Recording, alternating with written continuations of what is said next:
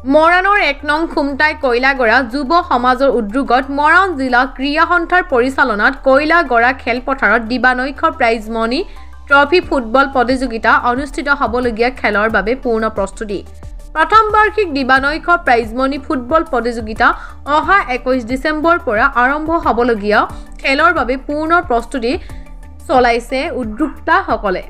ইতিমধ্যে কেইবাটাও দলে যোগাযোগ কৰিছে। প্ৰথম বাৰ্ষিক ফুটবল প্ৰতিযোগিতাৰ বাবে ইচ্ছুক ফুটবল দল খেলখনত অংশগ্ৰহণ কৰিবলৈ আৰু সকলো ক্ৰীড়াপ্ৰেমী ৰাইজক সহায় সহযোগিতাৰ বাবে আহ্বান জনাইছে ১ নং খুমটাই কয়লাগৰা যুৱ সমাজৰ উদ্যোগতা সমিতিয়ে। খুমটাই কয়লাগৰা গাঁৱত যুৱ সমাজৰ উদ্যোগত কয়লাগৰা খেলপথাৰত দিবানৈশিক ফুটবল প্ৰতিযোগিতা আমি আয়োজন কৰা হৈছে। সেই আয়োজন আমাৰ মৰাণ ক্ৰীড়া জিলা তত্ত্বাৱধানত আমাৰ খেলখন পৰিচালনা হ'ব।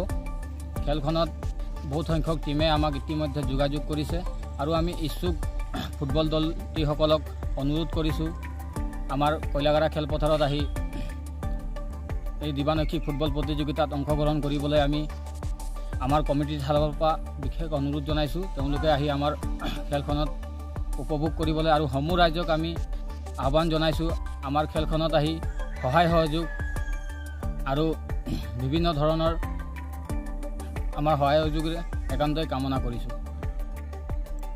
আমাৰ ইয়াত ১ নম্বৰ খুমটাই কয়লাগৰাত আমাৰ এখনি ফুটবল প্ৰতিযোগিতা আৰম্ভ কৰা হৈছে ২১ ডিচেম্বৰৰ পৰা ৩দিনীয়া কাৰ্যসূচী। আৰু এই ৩দিনীয়া কাৰ্যসূচীত আমি সকলো ৰাইজক সহায় সহযোগিতা আৰু একান্ত কামনা কৰিছোঁ আৰু যাতে আমাৰ ইয়াত কোনো এটা বিশৃংখলৰ সৃষ্টি নহয় তাৰ বাবে সকলোকে আহ্বান জনাইছোঁ আৰু আশা কৰিছোঁ ভৱিষ্যত যাতে আমাৰ এই খেলখন সুকলমে পাৰ হয় আৰু আমি শান্তি শৃংখলাভাৱে কাৰ্যসূচী সমাপন কৰি সকলো প্ৰতিযোগীক উচিত যিটো প্ৰাপ্য সেইটো দিব পাৰোঁ তাৰে আশা কৰি আমি খেলখন আৰম্ভ কৰিব বিচাৰিছোঁ।